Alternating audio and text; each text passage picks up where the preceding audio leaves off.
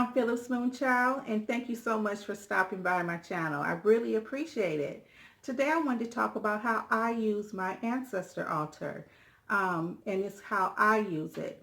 I noticed that a lot of people have, traditions that maybe their religion calls for, but I'm not under a particular religion. I kind of just wing it on my own, or I have my own personal relationship with God.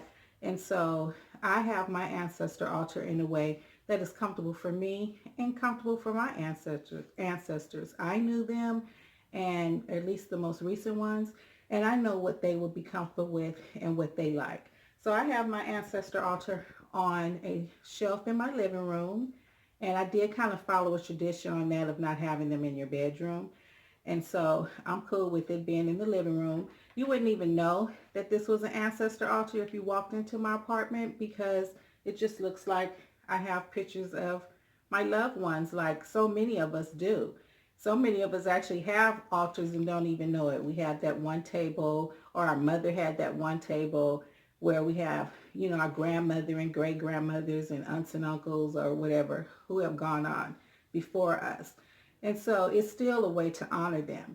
But when you're in this more spiritual realm here, you kind of have things that you put on. You call it an altar and you have things that you put on it. So I most definitely have the water, candle, incense.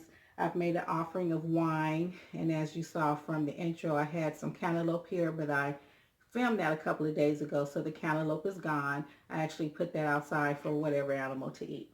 And so I do have, again, the pictures. I have trinkets. I have a letter opener here. My aunt worked at a college, and this is a letter opener. Her picture is here as well. I have, my grandfather was a jeweler, so I have these vintage or antique, probably by now, ring sizers. And these are probably 75 years old, if not older. So, yeah, I have these things up here. And what I have pine cones here too. That's kind of representing nature. I don't usually put flowers on my altar. I may occasionally put some flowers here, but it's small and it's just not something that I do all the time. Occasionally, maybe if it's a birthday or Mother's Day, I may put, some roses or something here, or Father's Day. But that's not something I do all the time. When I come here, I light a candle and put fresh incense. And the incense I like to use are things that were familiar to them. And so I have rose here. This is my favorite. It smells so good. Who is this by? Him, I believe. I don't know who this is by. But oh my God, I love this rose incense because it's not overpowering and it doesn't smell old ladyish. It's just beautiful.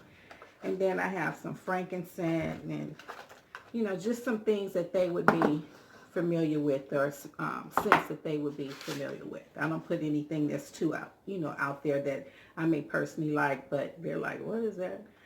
And so when I come here, this is where I actually connect to God. My family, it was Christian, Baptist, and so this is where I come and I actually talk to God here. Then after I talk to him and thank him, I always thank him for the family I came from. Then I talk to them and I talk to them about what's going on in my life, or just, a funny time, or if I need help with something, I talk to them about it. And, and let them know that if I'm going to be doing lighting candles or putting herbs together in my bedroom at my working altar, I'm letting them know that I'll be calling on them later. Or if it's a particular ancestor that was good with something, say money, that would be my Uncle Henry. He's in this picture right here. He was good with money. He not only knew how to get money, but he knew how to save money, and that's very important. You just don't want to keep getting money and can't hold on to it. So that's who I'll let him know. Uncle Henry, I'll be calling on you tonight. My dog is cutting up in the background. I apologize. But I'll talk to my uncle and let him know that I will be calling on him tonight to help me, because he is good with whatever. And so also on my altar, I have a family friend. Her name was Miss Irma, and she helped raise me. We lived on this street in Los Angeles, and she was like the street grandmother. She babysat us, and even once we moved, we went and got her on Christmas. She was from Chicago, and she didn't have any children of her own. And so once she passed, and we were devastated, her family came and got her body and took her back to Chicago. But I don't know, someone is calling me. I don't know if they talk about her, if they're still around, like people still around to talk about her and to say her name. So I include, she's on my altar, and I know she adores me. And so, although her body is in Chicago, her spirit is here with the children that she helped raise in the Los Angeles area. So Miss Irma is on my altar, and if I'm having a problem with somebody, I'll let Miss Irma know, and she will be on the job, okay? But anyway, I just wanted to share my altar. It's very small. Like I said, you wouldn't even know that it's an altar unless maybe you saw these incense burning and me saying a prayer over it. But I'm really called to this altar. If I get really busy and I haven't stopped at this altar or stopped here in a couple of days, it calls to me.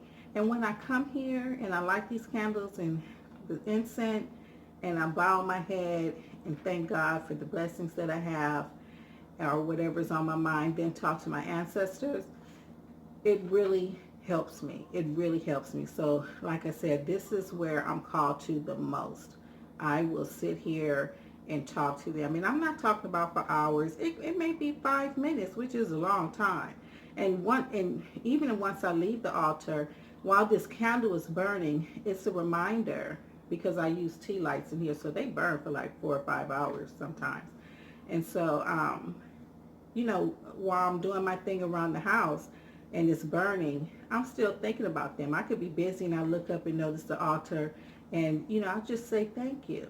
I'll just say something as simple as thank you. So if you don't have any other type of altar and you're thinking about starting somewhere, I would suggest an ancestor altar. It's a great way to connect with your ancestors and just continue to feel the love, because I miss mine so much.